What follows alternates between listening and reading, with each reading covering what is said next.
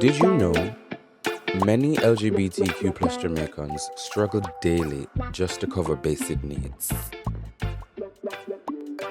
16% of community members said they could rarely or never meet their basic needs without help.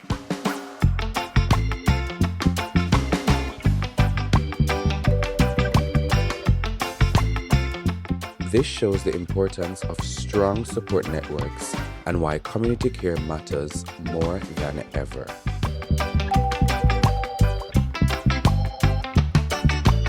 Together, we can create safer, more supportive spaces where no one is left behind.